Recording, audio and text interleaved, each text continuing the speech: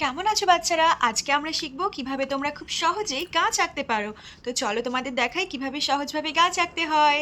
খাতার পেন্সিল নিয়ে বসে যাব, তারপরে একটা সোজা লাইন টানবো, তার একটু পাশেই আরেকটা সোজা লাইন টানবো, তারপরে মাঝখানে একটা ভি লিখে দেব।